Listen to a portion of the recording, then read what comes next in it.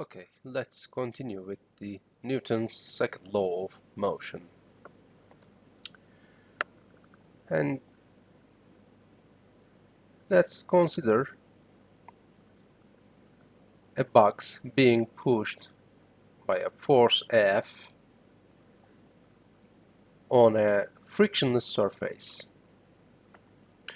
And the acceleration of the box is defined with A.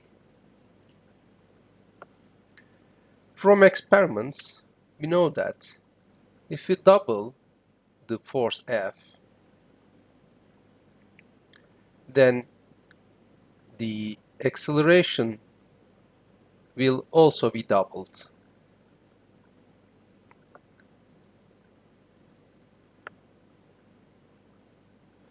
And if you triple the force, then the acceleration will triple, and so on.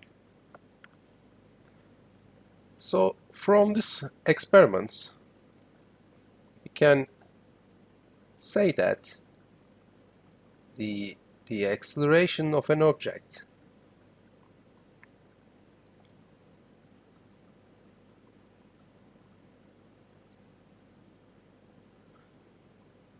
of an object is directly proportional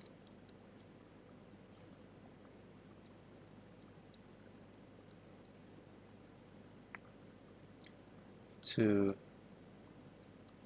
the force acting on the object, acting on the object. On the other hand, if you apply same force on the both boxes, by the way, I see that I forgot to put vector arrow here, and let's apply the same force to both of the boxes. 1, 2, 3, 4 squares, F, force F, and I'm going to change their masses. And let's say this box has a mass of 2m, and this box has a mass of 1m. Then the acceleration here will be doubled. 1, 2, 3, 4, 5 squares. Here I have 10 squares of acceleration. 2, 4, 7, 10. Yes. And from these experiments, we can conclude that the acceleration is directly proportional to the forces, the sum of the forces acting upon the object, and inversely proportional to the mass of the object. And if we take the proportionality constant as 1 and then rearrange the equation, we obtain Newton's second law as total force is equal to m times the acceleration. This is Newton's second law of motion.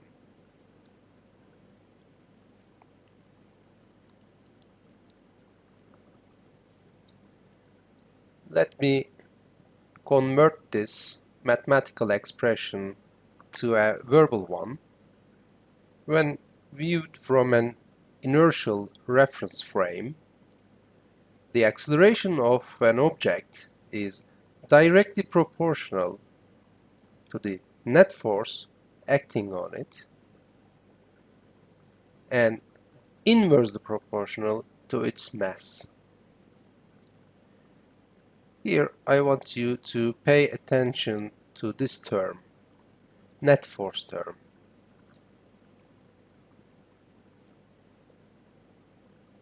The net force on an object is the vector sum of all the forces acting on the object.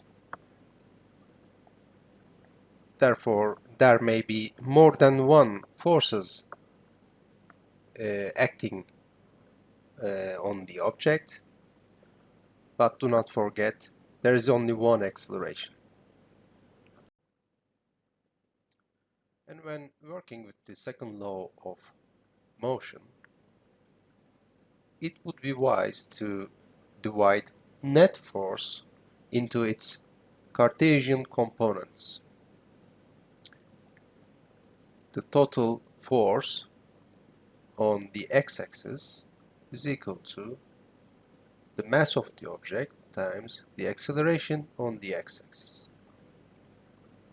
And then we can easily analyze the force interactions in every axis. Let's continue with the third law of Newton.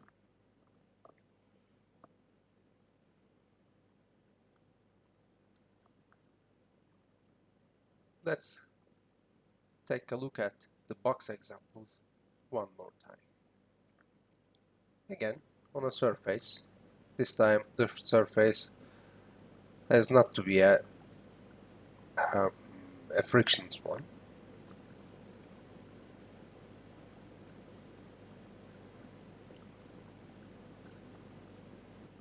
And let's say we have a guy who is trying to push the box.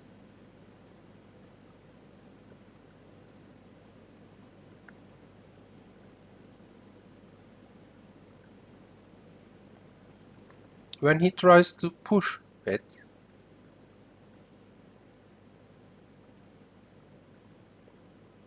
we know that the box will push him back.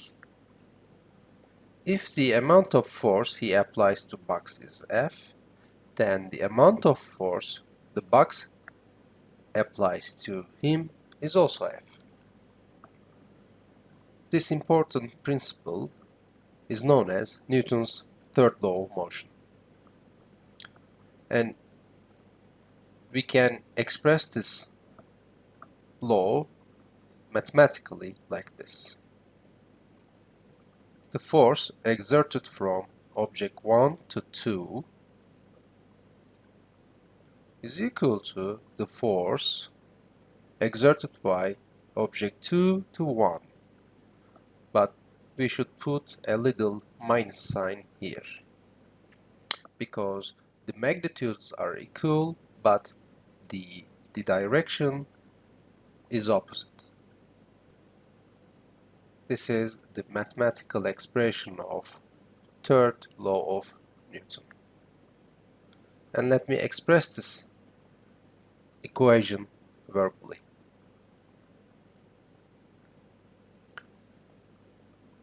If two objects interact, the force exerted by object 1 on object 2 is equal in magnitude,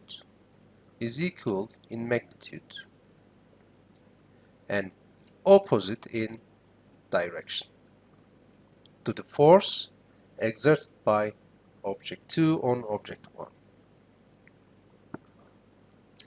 Now let's consider a vase on a table.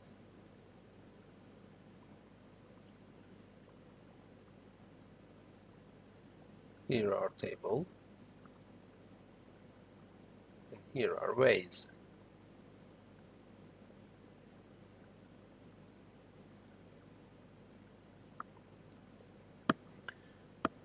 The vase, because of its weight, applies a force onto the table. And we know that the magnitude of this force is equal to the mass of vase times the gravitational acceleration. Also, The table is applying a force to the ways, and let's name this force force table to ways, and name this force as force ways to table. In physics, this force has a special name, and we call this force the normal force. The normal force.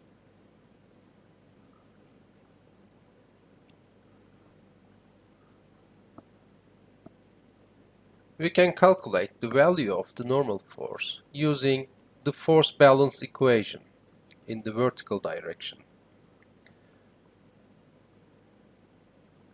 The total force is equal to N, the normal force, plus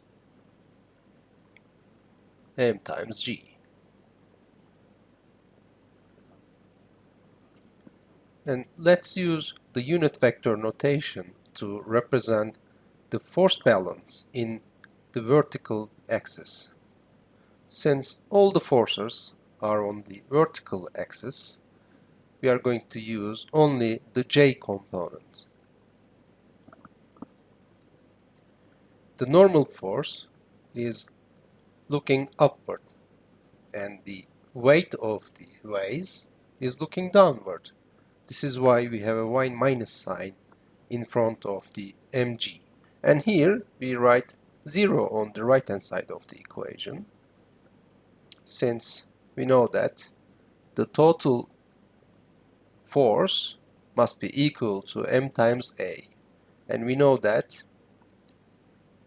here, since the base is stationary, the a is 0. This is why we wrote 0 here.